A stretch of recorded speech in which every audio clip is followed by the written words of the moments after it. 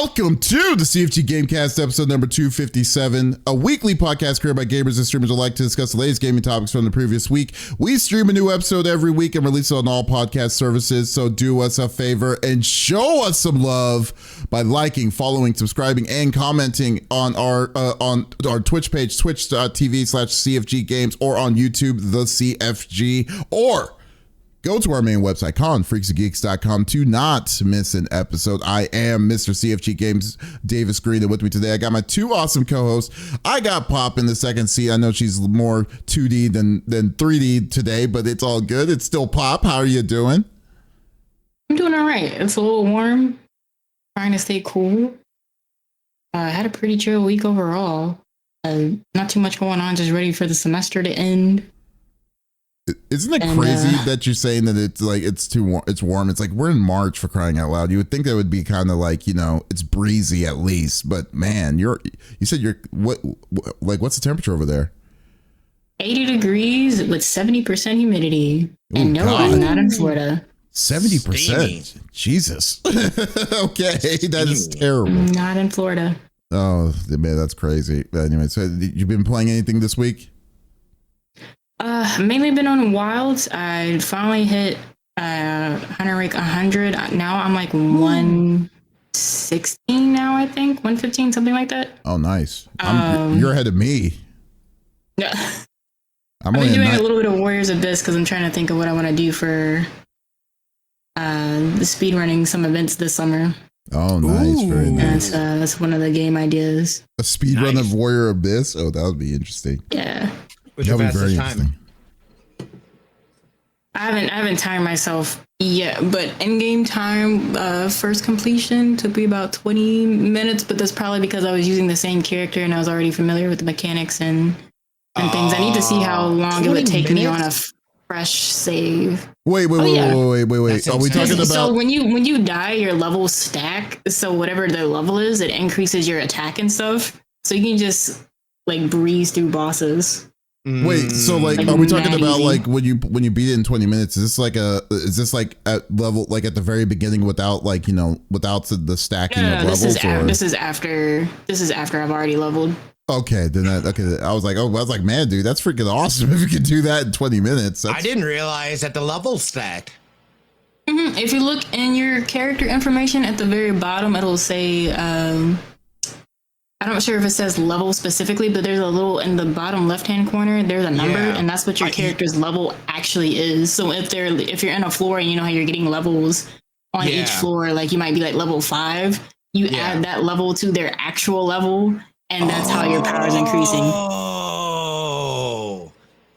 Yeah, when I figured that out, I started breezing through the game so much. Yeah. I'm like, oh, okay, well, let me use it's like I've been using new characters every time.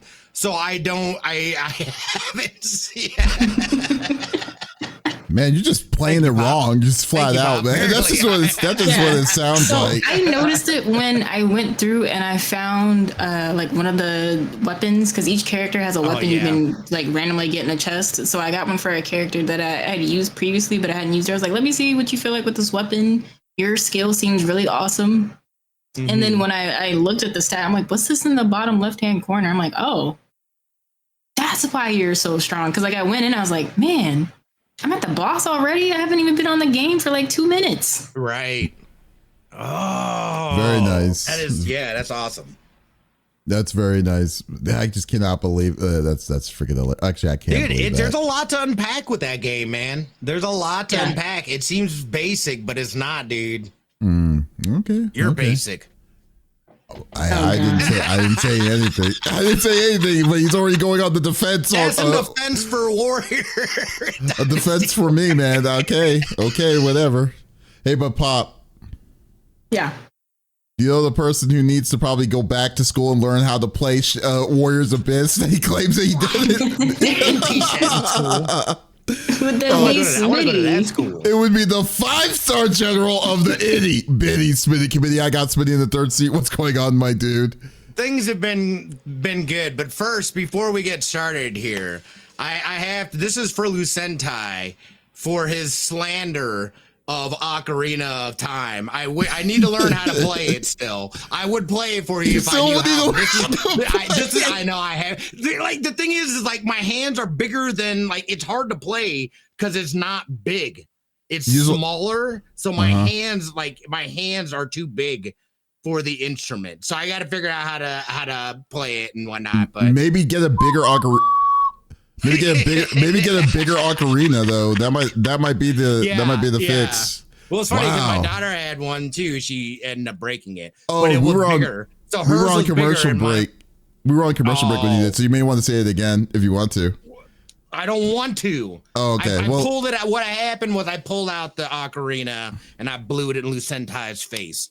That was the TLDR of what happened if you missed it. Smitty needs to dress up as Link one of these episodes or so. That's what needs to happen. I got the hoodie.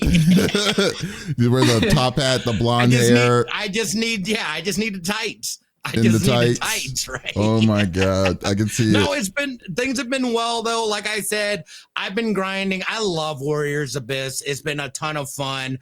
Almost finished with the Frag Punk review. I've enjoyed playing that and everything that was going on. Within that game. I also tested out a game or did a preview for a game called ZPF. It's a shump, a horizontal shoot 'em up. It is, you mean very shmup? much, or a shmup, not a shump. A shmup. I'm like, I said it wrong. I saw the U before the M in my head.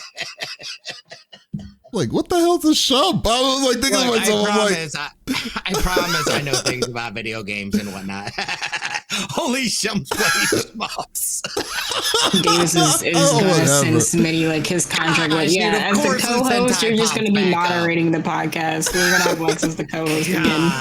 Essentially, Lucentai literally pops up just to take a dig. Not for the ocarina. Takes a dig at me, takes a dig at me, not for you, because he's on your side when you say that only shumps play shmups.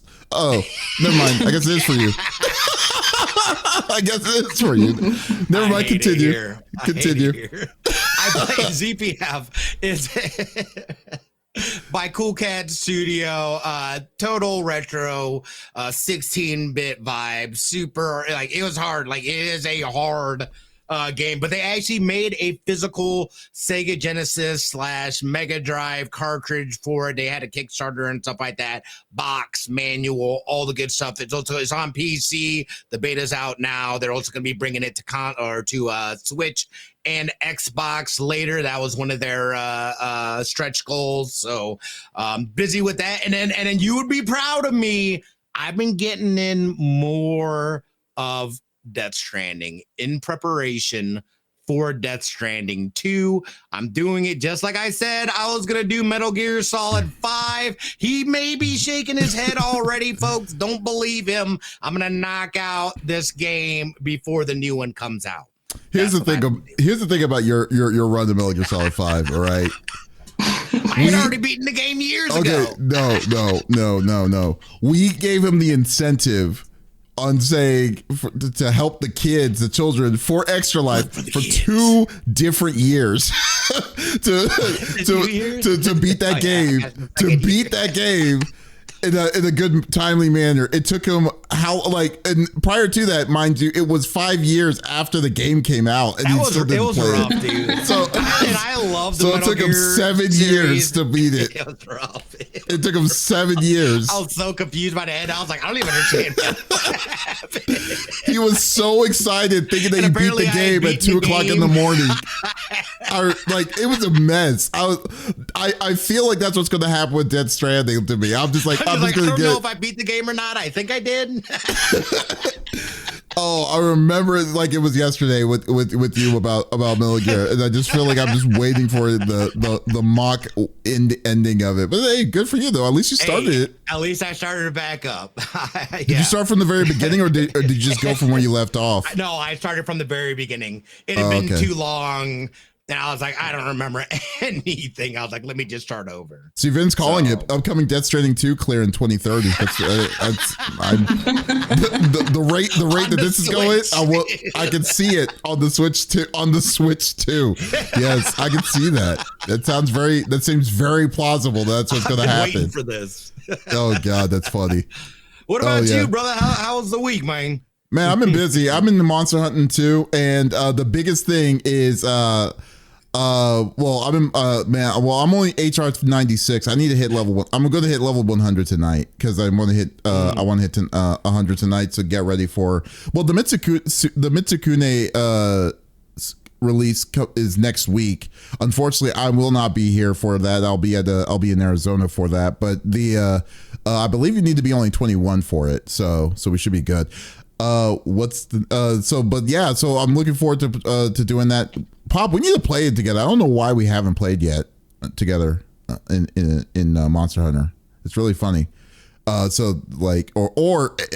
basically the arch tempered Ray Dow is going to be a good one too. I cannot wait till that one's going to be. That's going to be a fun one.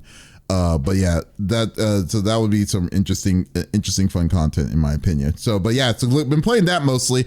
I'm going to start my run with the first Berserker Kazan this week as well. And so I'm looking forward to that. I haven't played another game because don't get me wrong, Monster Hunter I could probably play every day, but I really need to play a story-based game again. And I want to play an RPG, another RPG, like one that's been on my 2 playlist is Sea of Stars. And that's a really good one. Yeah. So I want to play that one, and that would be So it's just burning a hole on my dresser up there. Dark Deity. They're about to come out with the second one. I still need to finish the first one, but that's a pretty good RPG. Oh, really? So yeah. I'll probably look at the list on it. I will definitely check it out. And what's it called? And I'm in the process. I still need to finish Trails of Cold Steel 4. I am so far behind on that. Like I've been casually playing that for a long time. I'm near the end of it, and I need to beat it so I can continue on, because I still haven't played the Trails Through Daybreak series that's been out for the past year. And apparently they're going to be on their third game. They just announced their third game, that's coming out the end of this year. So I need to catch up on that. But and also getting ready for next week. We're going to be, like I said earlier, Davis in third person. He talked about himself in the third person. That was crazy. Smitty, Lex, and I are going to be going to Arizona for a Game On Expo. We're going to be doing a panel. We're going to be saying we're wanting to know everyone's hot takes in video games live at Game On Expo. It's going to be a fun time. We're going to be there for all 3 days. So if you do see us, definitely go stop by, say hello. We'd love to talk. We definitely love to talk, hence the podcast. And so we definitely we'll chat it up with you. So if you are going to Game On Expo, still haven't gotten your tickets, just go to gameonexpo.com, put in the code the CFG, and you'll be getting 10% off on the ticket prices right now. So that's going to be a fun one. Oh, they do have a panel room. I didn't even know. Thank you. So 1 p.m. It's going to be 1 p.m. panel room on 122C on Saturday. So it's going to be it's going to be a real fun panel. Can't wait. We're going to give out some really cool prizes and stuff. I can't wait to see the classic Smitty shirts. That's what I can't wait to see. That's the one thing I'm looking forward to, is just like seeing your face play into the other classic Smitty faces. Have you seen that shirt, Pop? I have. I think Bill showed it what we were talking about last time. Oh, I love it. I love that shirt. It's such a great shirt. I need to make it an emote. That's what it also needs to be. It needs to be an emote too. You do have that graphic. I do have that graphic. So there you go. But anyways, I know you don't want to talk about Game On Expo quite yet. We have a week for that to happen. So let's go through that. Let's go through the normal rigmarole that we like to do each and every week. So each of us chooses a topic of discussion in the world of video games. The topic would or could be a game itself, or something that happened in the game itself in the previous week. But we don't want to talk about it amongst ourselves. We want you, the listeners and viewers on Twitch and on YouTube, to be a part of the conversation. So if there is something you're wanting to chime in about, by all means, just type it inside the chat and we will talk with you and go from there. So, Pop, what are you bringing to the table? I'm sure all of us tuned into the Nintendo Direct, considering that this Direct has had its largest number of viewers, as well as I think this Direct has had like the largest amount of announcements I've ever seen in a Direct in recent years. Yeah, it has been with a all bit. that they showed. Yeah, it's been a while since we've seen a Direct with this many games being listed out. Some of my favorite announcements being Tomodachi Life, and I'm happy for all the Metroid Prime fans. I was not expecting them to just be like, let me ask you something about Tomodachi. 4. Yeah, let me ask you about Tomodachi, because like I actually asked Lucentai about this the other day. Like I am not familiar with the fan base of Tomodachi video games. I know about the Tomodachi itself, but like how like I didn't think it was this popular about for this series, for Tomodachi period. Like how big of a fan base are we talking about? Like, because if you played them in the past, like, because it was really weird when I saw it at the end of the Direct yesterday or the other day, for it to be closing out the Direct itself. It's like, is it that big for the like fan base wise to you? I'm not really sure about the West, but it was definitely super huge in Japan, because there was a Japan exclusive Tomodachi collection on the 3DS, if I recall. Mm-hmm. But we haven't had a Tomodachi game since 2014. So this is over a decade waiting for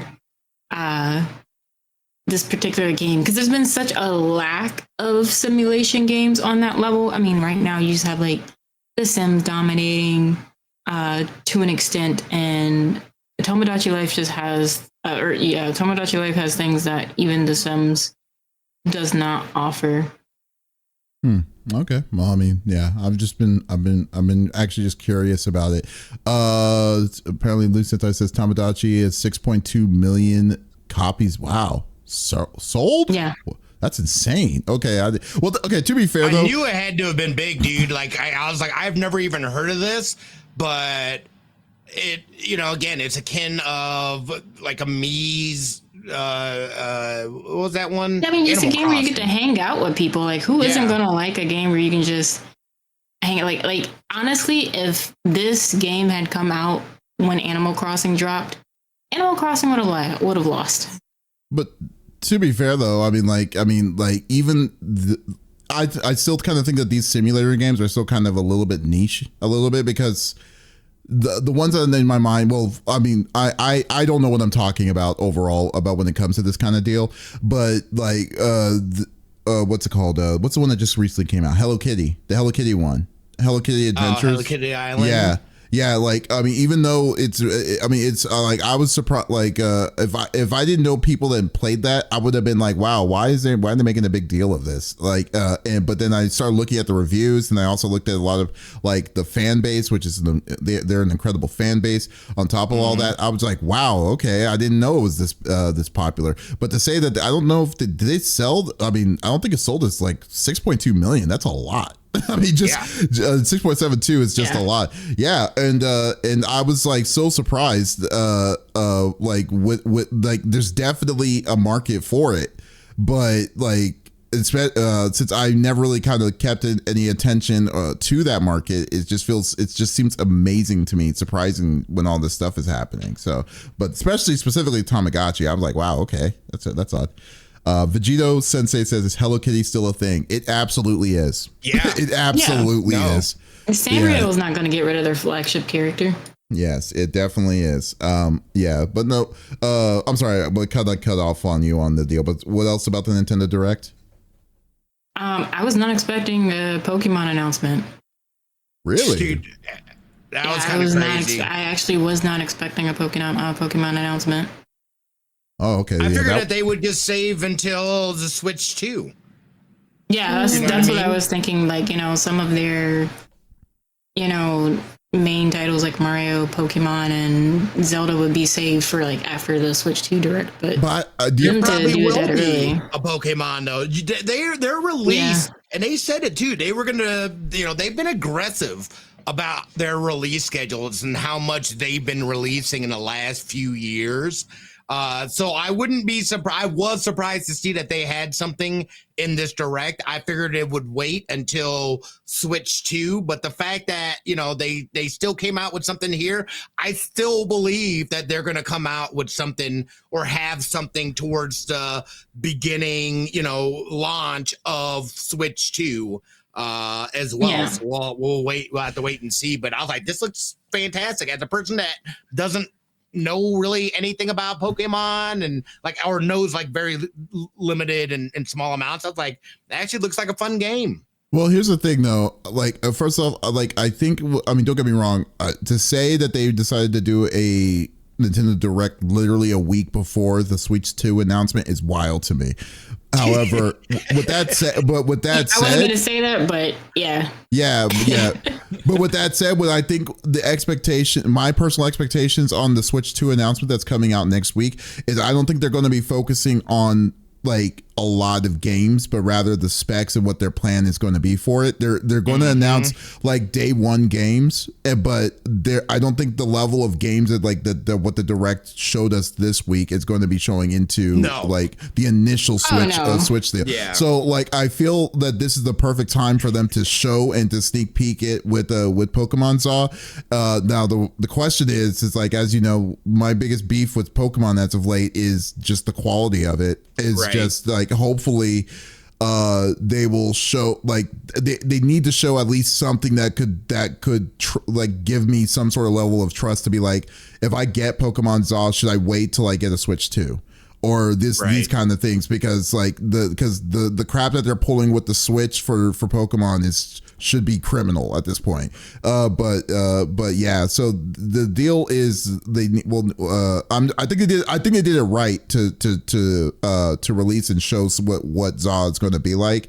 And but yeah, they have a stepping stone. They definitely have a stepping stone to go with from expectations of this game, especially this game. I'm not saying that Nintendo needs this to succeed, but this game is a monster powerhouse of a game. This is a pillar for Nintendo, and the way that it's been treated for the past 10 years is terrible. It's unbelievably terrible. So like I said, I have high expectations. I love playing Pokemon, the newer Pokemon games, but they can't do what they did with Scarlet and Violet and the one before it. I can't remember the one before it this time. So yeah, no, I'm looking forward to it. Now the real question is, are y'all going to get a Switch? Are y'all planning on getting Switch 2 day one? There are only two franchises that are, well, the other one would have to be a Nintendo exclusive first before they release it to other platforms. First, Legend of Zelda. They would need a Legend of Zelda title for me to commit to getting the Switch 2. The other franchise, Dragon Quest. A Dragon Quest game on day one? Oh, wow. That's pretty cool. Yeah. Yeah. Well, I mean, we're supposed to get Dragon Quest 12 news in April. Oh. Per the director, yeah. But yeah, if those two franchises, if they say, oh, Dragon Quest 12 is coming, but it's going to be available on PlayStation as well, I'm not going to get a Switch 2. I'm going to play it on PlayStation. Right. I think I would have to get Dragon Quest 12 still on PlayStation. Have to get, even if I did have a Switch 2, I would still get it on PlayStation. But they would have to announce a new Legend of Zelda game for me to commit to getting a Switch 2. Yeah. How about for you, Smitty? I already said it. It was Mario Kart for me. They got my money. They could take my wallet. Sold. Yeah, I'm like Wilbo, day zero, baby. Yeah, I'm definitely want to get a Mario Kart as well. I think Mario Kart is going to be the only reason would be the drive for it. But and then that's the only thing that can get me to get a day one Switch is a new Mario Kart, and that is literally what they showed us when we finally got official confirmation. I was like, stop reading my mind, take my wallet, shit. Yeah, but let's talk about also the little bit of the elephant in the room, dude. Like the one thing that I was definitely hyped about this direct was Metro Prime 4, because I don't know how many podcasts that we have talked about in the past. I have been saying so long is like, we need a video of Metroid Prime to come out, and I because if this is probably another reason why I would buy a Switch too, to be honest with you, because like if it comes out, they say it's coming out this year, 2025. But this game has been in a weird limbo for the past 5 years. This was announced when the first year of when the first Switch came out, when the Switch came out. Yeah. So I'm kind of hesitant to even wanting to dream that this game's coming out this year. But yeah, so like, but Metroid Prime 4, 4 Beyond, oh my God, finally. It's like, okay, let's go, man. Cause like, I don't ask for much when it comes to Nintendo. I really don't. but this is the one that I've been like consistent on for it to come out. And then now when they showed video and what you could do with the psychic powers and stuff, you're basically Jean Grey. And now in Metroid outfit, it's like, oh, okay, let's do it. It's time to get it on. So yeah, I am really hyped about this one, and I'm so glad. This looks exactly like what I was expecting it to be. So yes, and then some. So this is going to be a fun one. So Metroid Prime 4 is going to be great. Vegito Sensei also said, without question, there's going to be a Legend of Zelda game to come out on Switch too. Oh no doubt. There's absolutely no doubt. But this is specifically like day one. Day one. Yeah. Tears of the Kingdom is barely 2 years old. We probably won't see a new Legend of Zelda title of that caliber until 2027, honestly. To be honest with you, though, too, like, you remember like when the Switch came out, they knew what they were doing when they decided to make Zelda day one when that came out. So like So I don't think we're going to see it in Switch 2 when it comes to this kind of deal. But yeah, this is going to be a great it's going to be a good, like, the system. I just want to know the specs. That's the one thing I also am looking forward to on the Switch too. Is just I just need to know the specs of what they're going to do. Like I know it's going to be, it's drawing out more power than what the original one was doing, but I don't know anything else beyond that, which is really questionable. So I don't know, but I'm going crazy. Breath of the Wild tears at 60 frames per second would be cool. That would be kind of cool. Oh, Breath of the Wild and tears. I think that tears would be at 60 frames per second. Hopefully, you know what? If there's an enhanced mode for Switch games to be played on Switch 2, that's another option. Which they have been saying that there's certain games that have been pulling it. There is a performance mode in certain games that are not accessible on the Switch, but it's in the code of the cartridges. So I want to know if there might be something that could happen on games like that. So that would be very interesting if they did. Wilbo says, I'll probably finish Xenoblade Chronicles X on Switch too. Actually, Xenoblade Chronicles X was one of those games that have a performance mode for faster FPS. So that's going to be a good one. Yeah, and also, like, I was going to say this though, the game that also I'm also was so glad about that they announced on the Direct was the game from Tribute Games and from what's it called? What's the people who did Teenage Mutant Ninja Turtles. The recent Teenage Mutant Ninja Turtles beat 'em up game. So it's called Marvel Cosmic Invasion. Basically, I saw that. Yeah, the X-Men sequel, X-Men 2 essentially sequel. I like to call it because this game looks fun. Dotemu, that's what it is. Dotemu is publishing it, but Tribute Games is the one that made it.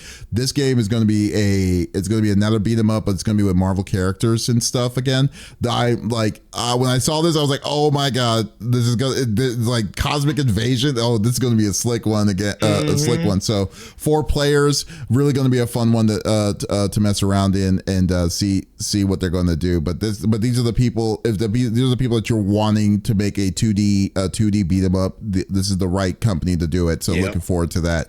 Definitely looking forward to checking this one out too. So I'm really hoping this game doesn't drop in August because that's when Shinobi comes out. No, that's good. Dude, if they put the game against another game that they're making, oh my god, that would be terrible. And keep in mind, there's another beat 'em up, but it's made by Retro Arcade called Toxic Avenger. That's gonna be a one too. Yeah, so that's that right. comes up. Yeah, that's gonna come out this year. Oh, Toxic Avenger. Oh man, yeah. If you're a child of the '80s, you would definitely remember Toxic Avenger. So that one's gonna be a fun one too. Oh, Annihilator is the bad guy in this. Oh, okay. Is this company working on Shinobi as well? I know Sega's doing it in house. Dotemu. It's Dotemu. Sega is working with Dotemu with it. Dotemu is the one is the developer that's working with Shinobi. So this is Are you sure? Because I haven't seen. I know Lizard Cube is. Hold on. The people that did Streets of Rage. Yeah, that's also Dotemu. That was also Dotemu. Lizard Cube.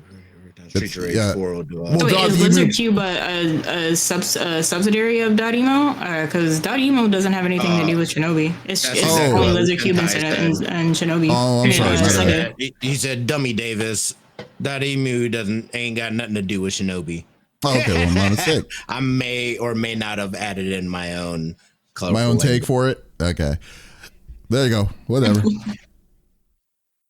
Yeah, because he has so much vitriol and hate for me. I don't know what it is. Jesus. It's like he decided. It's like Lucinda. I just put like a sentence says Dotemu ain't got nothing to do with Shinobi. Then you have a paragraph of like just such shade. That's what. That's what it is. Like, oh, God. Jesus. Okay. Am I on two screen? My bad. Yeah, you are. Oh yeah. We've been kicked out. I'm doing. Yeah, you're done. You're done. That's what it is. It's all done. why am I being kicked off? I wasn't the one that made the comment. Off the cast. That's what it is. He's off the cast. He's done. We'll put a Twitter announcement at the end of it. Smitty Smitty unanimously was too busy. Yeah. Anyways, no. The one thing I was actually wanting to know about was the virtual game card, like how that system is going to work. And I was talking I was talking into it, and I was like, this is a good idea, but at the same time, I wish it was not Nintendo that was implementing it. Why? It's why? Because like what was it like? I think for anything that's the sharing and stuff like that. From what I'm gathering, because I think, and Lucinda, correct me if I'm wrong, you have to be local, like you have to be in the vicinity or within the same network to share the card, the virtual card itself. So originally. So like, let's say, so theoretically, it's like, so you can't use the internet to give someone access to the to a game if you wanted to do it. You know, so like I was just like, oh, okay, that's kind of odd. Like, why? So you can't. So I guess the only point of sharing. Well, first off, you have to be in the family account, which is fair. That's fair to say. But like, if you do. You can't just share it to anyone. You can only share it within your family. The family account is another option. It's another limitation. So I don't remember that being a thing.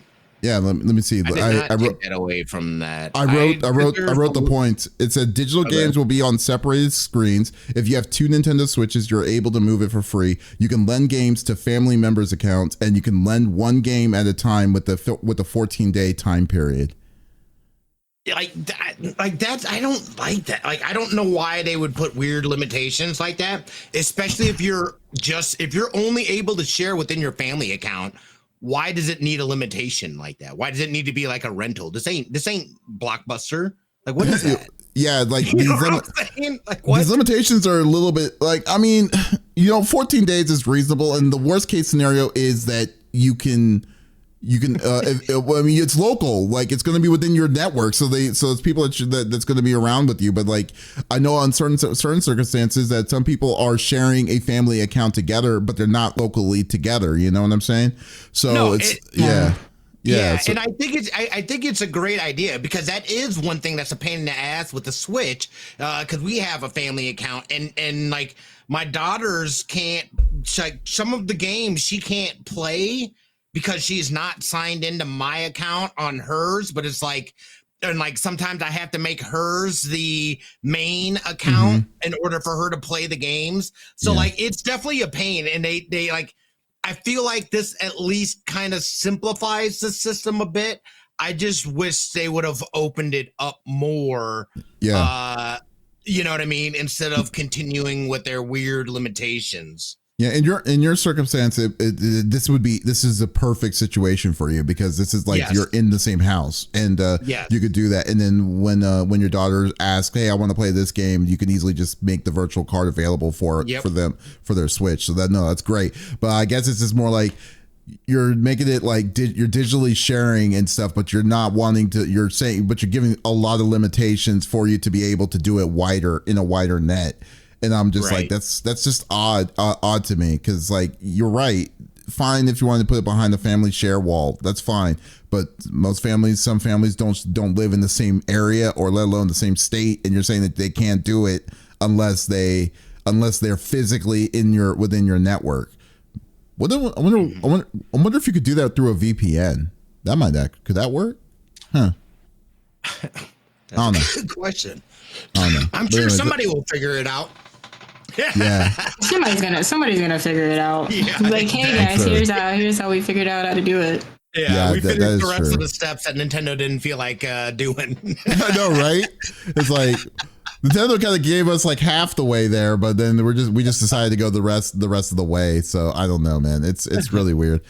What up, Snake Eyes? Hey, Snake Eyes is here. Hey, Snake Eyes says sharing with family across country. Psh, ain't no one going to be doing that. Yeah, that's essentially what Nintendo's mentality is. Although Nintendo's always had a company, and I don't know if there's a lot of divorces that happen over there. So I don't know. Nothing to do with this. Consideration. That has nothing to do with this. I'm just saying. It could. Nintendo, maybe that's something that they don't take into consideration. I know that there's also Nintendo of America, but if it's like a blanket thing that they're doing, and maybe, I don't know, maybe the divorce rate isn't as high over there, so it's not something that they necessarily thought about when they built this out. Nah, I'm not. I'm gonna call shenanigans on that. Divorce is least of their worries. They have a birth rate problem, but that's a different discussion for another day. Yeah. And then secondly, like, first off, you're talking about Nintendo, the place that is literally that uses like freaking bubble gum and wrapping and like tape just to keep their net code like up and running correctly. True. To be the one. They literally sold boxes to people, and people bought them. Yeah, I know, right? to be implementing something like this, I would not trust them. Yeah, that's very true. Oh man, that was one of the craziest things I ever seen. They did. Funny. What was it called? And people are Labo. That's what it was called. Like, they made it like sound so interesting. Like, oh, it's like. It's like, bitch, this is cardboard.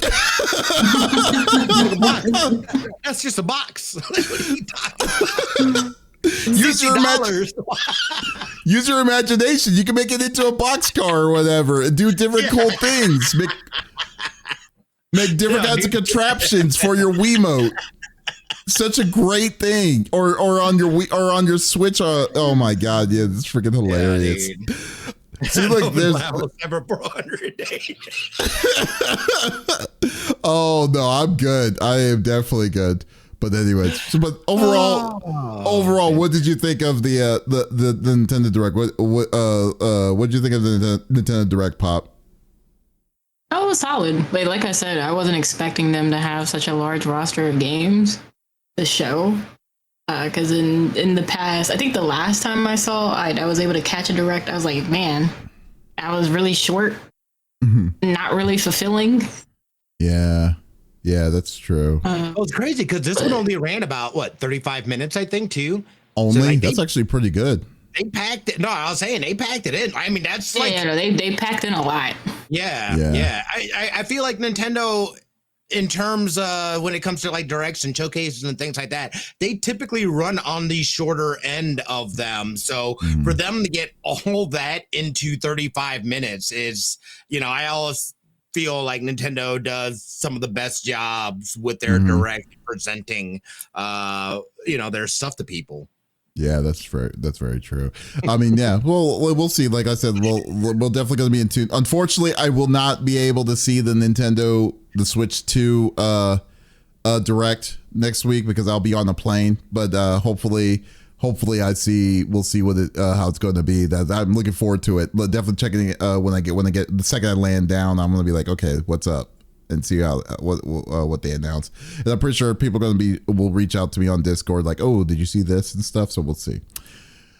A good one. Okay, but now it's time for my topic, and then I'm going to do a continuance because I think I talked about this last week about Game Informer, but now it's official. Game Informer has officially returned, which thank God is that we actually have the magazine. One of the big ones that are finally is coming back again. It just seems like all the news about this return of Game Informer, it just gets better and better.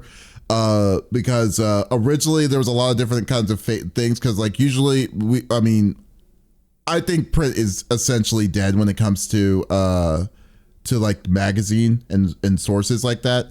But the overall conception of it is freaking awesome. So anyways, Game Informer is officially back. Started back on Tuesday of this week. It didn't seem like, it felt like it didn't even skip a beat. Like they did the first thing that they came back with is the review for Assassin's Creed Shadows, which is crazy to me. I was like, oh, so they were already working in the background.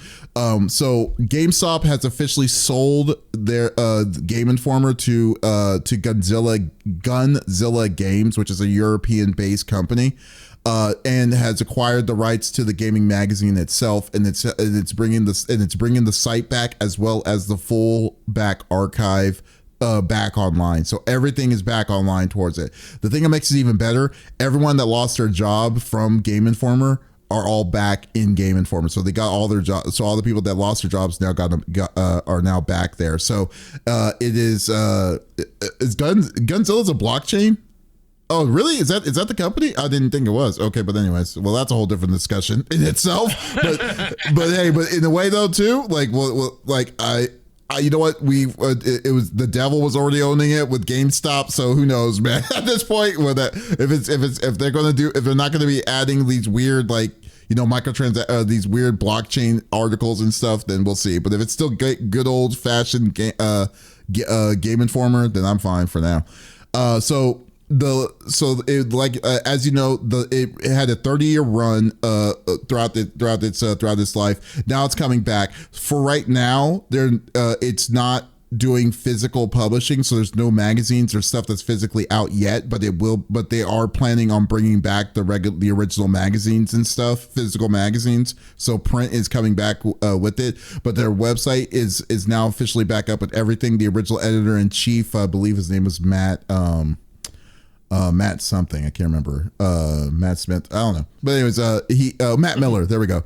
He's back. He's running the helm of everything, and it is actually like freaking awesome. So excuse me. So yeah, so this is really good news in my opinion. We'll see it, like hopefully they last how good it's going to be if they haven't changed, if they're not planning on changing much or a lot.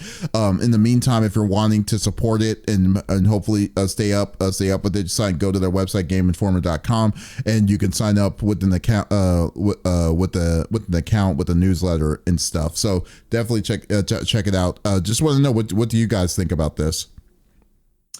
I mean, I'm glad that the people got their jobs back and stuff like that. Obviously, when this went down, it was a huge news that came out of nowhere. Yeah.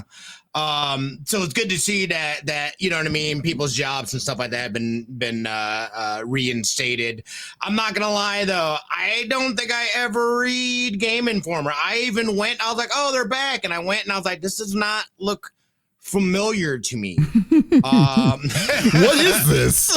Yeah, like for me, Game Informer was more about the physical magazines, the artwork of the cover and stuff like that than the actual information that they were providing. I loved it for their covers and things of that nature. But again, when you have such a devastating blow, and for something like that to happen so unexpectedly to people, to see them be able to get their jobs back obviously is huge. Again, what you're saying in terms of being owned by somebody that owned, or I don't understand the blockchain.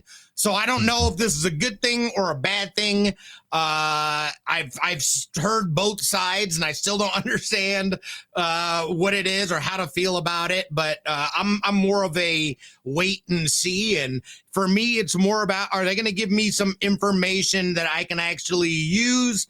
Will I look to them as a source of, information or for stories and things like that that I could utilize in my work as well? Otherwise, I'm just like, I'm glad they got their jobs back. Okay. You know what, to be fair though, like I think like out of all the different kinds of magazines, besides like the big ones that I was a big fan of besides Nintendo Power was Electronic Gaming Monthly, was a great one. And then and Game Informer, Game Informer has consistently had great articles on just things that were that was happening in gaming, and then as well as just in general. I mean, like it wasn't like you had to worry about like a very strongly biased like kind of level of direction of what they were pointing at, or if these people really, well, like the closest, I guess they're the closest people that would say it how it was, like if this game was good or if this game was ass, that kind of deal. But yeah, right. So no, like I would definitely get a chance if they can get back into the old archives, you'll see what I mean. It's freaking awesome. What about you, Pop? What do you think about this?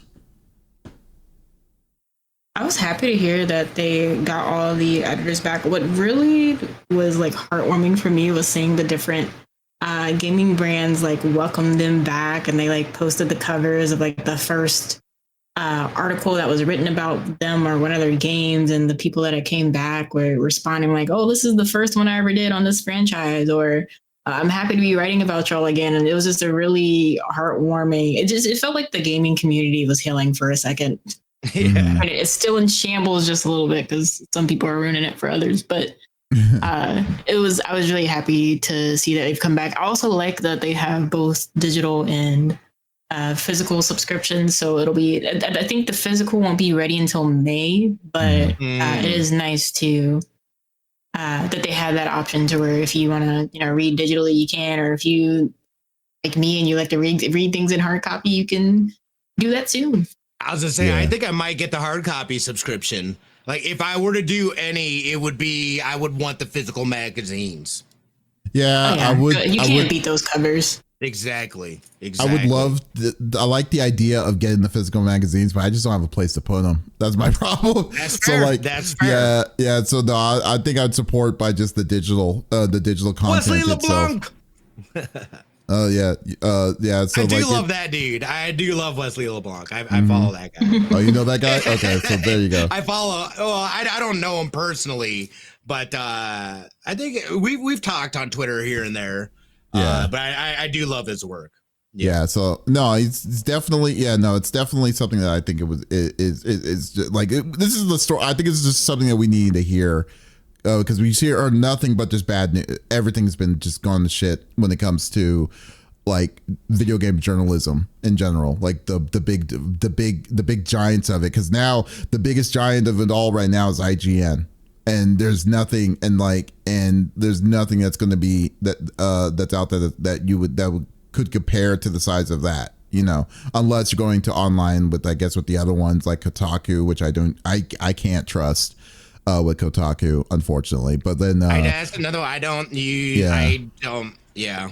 And Pop, what was the name of the the one that you were noticing that like these people like that had like some sort of personal vendetta, like on, was it in art for RPG, like a specific RPG or a specific game series that they gave it like a rating of 7 or lower. Like consistently, I'm trying to remember what it was. What you told me. Come on, IGN. Was it IGN? Oh, okay, yeah. So IGN. Yeah, IGN always did that with Sega games. Yeah, it was really weird. Yeah, so when Like a Dragon when one of the Like a Dragon games got higher than a 7, everybody was just like, what?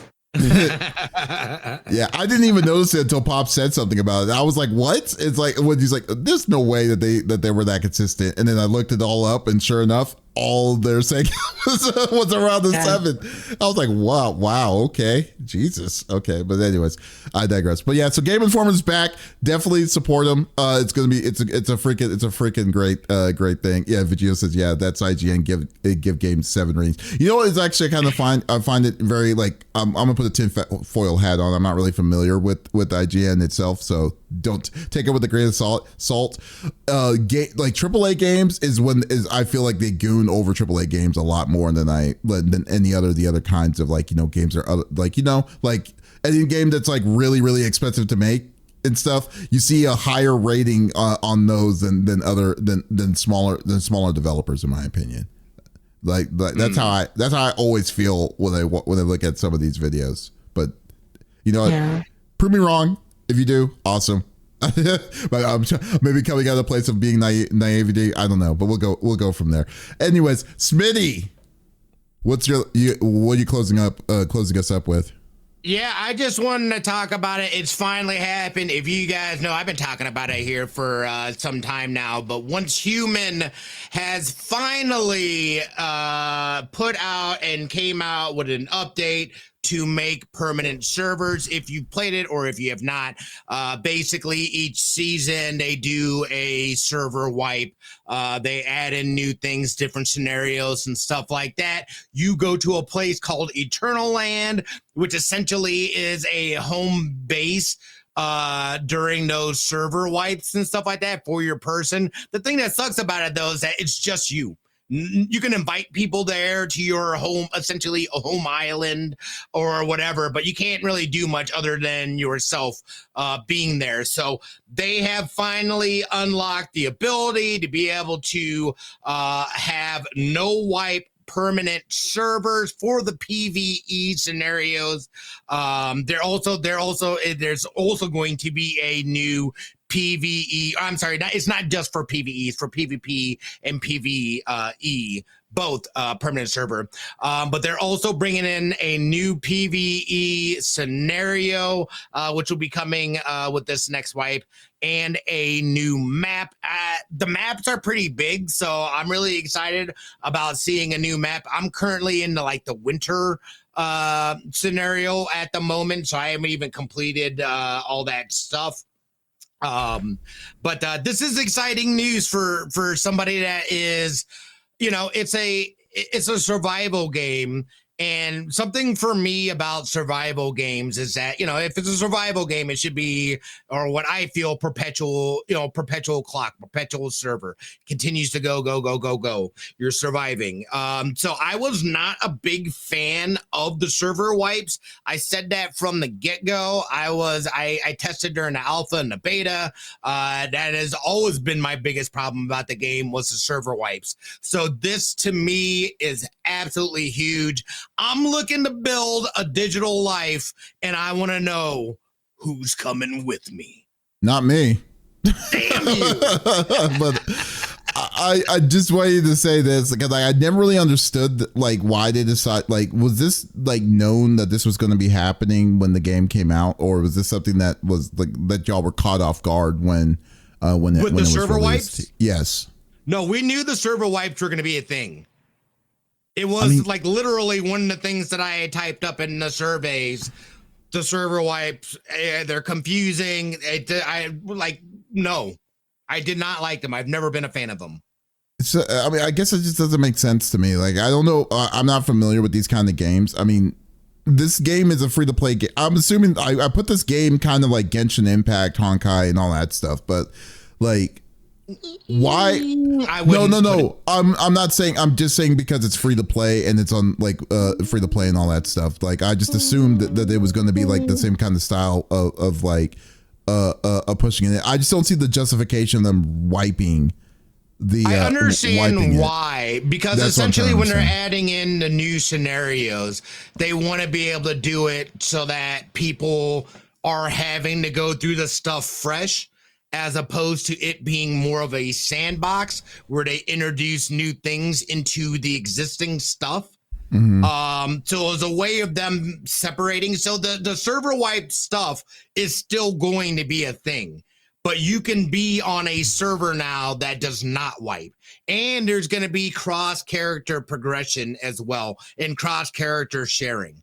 So you can share items that you have. And there was like a little bit of that in a limited capacity from Eternal Land into the new server. You can bring over a certain amount of stuff. It was never enough though, because you literally go to Eternal Land with like everything that you had basically from that last stuff. And there, and each scenario has its own like special resources and things like that that are specific to that scenario. So, you know, again, I understood why they were doing the wipes in terms of that, but I wanted more of the sandbox experience for myself personally when it comes to a survival game. So I kind of feel like this is just kind of giving us the best of both worlds now that there's going to be servers that will have that you know, ongoing stuff. So I wanted to see if that's enough to get any people interested in at least going back in and checking it out. I know we Davis, I'm not speaking of Davis, though. I'm not speaking of Davis. Anybody else? Pop, are you interested? Are you gonna give a one human a chance?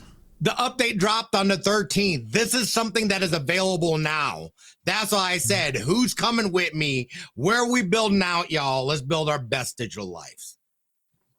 I haven't played Once Human. I haven't been the type to really play survival type games, but I'm glad y'all have something to look forward to. I didn't know that they even did something like that. That sounds really annoying. You know what? Yeah. Like you said, there's I guess there's definitely a reason for it, and I understand it, because this reminds me of Path of Exile, like or Diablo.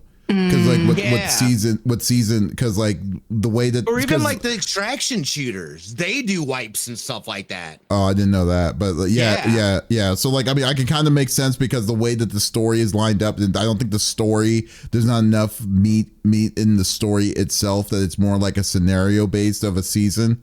There is enough meat in the story. It's a full blown ass story, dude. Like each scenario is a full blown story in itself. That's what I'm saying. I know, but like, that's what I'm saying. It's like the scenario. I'm assuming each scenario is a season, correct? Am I right? Or yeah, essentially. Okay, so I'm saying that like every time they add a scenario, they don't want you to be overpowered, and they're wanting you to limit it down. They're wanting to limit you down. So that's like I can see why they're doing it. I'm not saying that it's like that it's like, oh, it's an arcade shooter kind of situation. It's just that each season has a theme of some sort, but they don't want you to be like just ripping through it, because it's like, oh wow, we've been working on this for 6 months, and then all of a sudden this guy beats it in less than an hour. It's like, it's terrible, you know. Well, so. and you know what that reminds me of? You then get into the Destiny conundrum where you're constantly having to level everything up to meet the levels as you build on top of it until it's just till you're like power level 2000, and it gets ridiculous. And then then you have to scale all the enemies, and like it becomes a problem eventually. So I see, again, another reason why they would do those server wipes, have everybody start, because then you don't have to worry about that crazy power scaling. It would be a different story if they were recycling the information. They were recycling it, and then they're like, okay, you lose your power, your level and stuff, and go from there. But yeah, I can understand people's frustration, but at the same time, though, it's hard for me to say, oh, I need to start from scratch and just go back up again. I mean, you can only do this. You can only do that a certain amount of times until you'd be like, what's the freaking point, you know? Right. So exactly, and that's exactly Yeah. So I mean, I guess it's a good move to keep the community happy. So far they've been pretty stable. Because like the only reason why I thought that they would have done otherwise would have been like they're seeing a slump of numbers of players that are playing, but it seems like it's been fairly consistent. So Again, dude, this is one of the better survival games that I have played, and they did a really good job of building out. That's one of my issues with survival games. A lot of them don't have an actual story or anything. So sometimes it gets boring just surviving, and you know what I mean? It's like, give me something to do sometimes. So like they did a really good job of building this out. And you also have to remember, this dropped the week after that one game that they said was a survival game. It lasted like less than a week. The day after, before or the day before. after. Yeah. This dropped like a week after. It didn't drop. I think like that's when the alpha or beta test was. And we got into that, and I was like, this is what I thought that other game was going to be. That's real crazy. That's wild. So, yeah, I mean, well, I love seeing it. I love and the support that they've been doing, the changes. Like, it's a solid. If you like survival games, and now with these permanent servers, I definitely would say check it out for sure. Yeah. So it looks like Snake Eyes and Vegeto's on board. So there you go. Yeah. You're called you guys up. Your call to arms is working, Smitty. That's right. Well, I got another friend that hit me up on Twitter, Flea Puff. She didn't know that I played. I was like, yeah, dude, I've been playing from the jump off. So I think she's going to send me over information because I think they may already be on a permanent server. So I'll hit you guys up. That's perfect. That's great. You know, it's funny. I was looking at this information of this Warriors Abyss with the Atelier people. Real quick, like apparently, like what Smitty was wanting to also mention because he's totally gooning over Warriors Abyss so far. I love it, dude. I love it. Yeah, he's been so there's I don't know if the DLC is out yet or if it's officially out yet, but is it out? Okay, so the Atelier. Okay, cool. So so they're adding a DLC 2 update that just came out officially. With three new characters in this update from the Atelier series. So it's going to be Atelier. It's Ryza from Ryza. The main characters from Ryza, Sophie, and from the most recent one, Yumiya. So I'm looking at the video of what these people can do, and it's actually pretty nice. It looks really cool. I think they're flame based, right? I don't know what elements that they're doing, but it looks wild though. I mean, to be fair though, I don't know what is going on. It's just so much stuff is happening. Yeah, but, I know, that's the craziness. Oh, that's nice. But they're using the big thing about Atelier. I know you're not familiar with the Atelier series, Smitty, but the thing with the Atelier characters are that they are chemists. They're alchemists. So yes. So they have a lot of cool alchemist like abilities and stuff. So these so that it looked really cool. My favorite one was Ryza because she has this crazy transmutation circle that has all these different things that's just dropping in. Hopefully we'll see it in a minute. But yeah. I mean, this makes me kind of want to try this game out. Dude, it's good, man. It's good. Yeah. And I don't hate Dynasty Warriors. It's just the game is just repetitive. Like extremely repetitive. No, I wouldn't say that. The game is just repetitive normally. I mean, it's just. I can see that. Origins was good though. I don't care what anybody says. They knocked that out of the park. That felt like a reboot of the Warriors series. Yeah, well, Origins has a I've thought about picking it up too. Okay, yeah, so like so Lucetta says from what it looks like, Yumiya is just as busted in Warriors Abyss as she is in the Atelier games, which is crazy to me. Yeah, because she's the only one that has a gun. I'm just kidding, but technically I'm not. That's what Yumiya does have a gun. People with a gun. No, I'm talking about the Atelier series. Everyone else is like staff and chemist and stuff. Gun. She's the one that brought a gun. She's the one that brought a gun. Yeah, she's the one that brought a gun to a knife fight. That's what it was. Yeah, no, right? It's like not only did I do magic, I also have a gun. Yeah. It's so great. It's like, here we go. But anyways, magic up some bullets here real quick. Yeah, let me just use my alchemy to make these magical bullets and just go straight through my enemies. Jesus. But anyways, folks, Thank you for listening to episode number 257 of the CFG Game Cast. Thank you for being a part of the conversation as always. We will not be back next week, but we will be doing a recording live out at Game On Expo in Phoenix, Arizona. So that will be perfect. But we will release that and this episode at the beginning of every Monday of each and every week on all podcast services. So there is absolutely no reason to miss out on all sexy voices. Ooh. There we go. Yes. And guys, thank you so much. And also check out our website, conferencegeeks.com, with the most latest reviews. Hopefully with that, we'll be seeing a new review with Fragpunk here soon. But guys, once again, this is Davis, Pop, and Smitty saying goodbye. Peace out.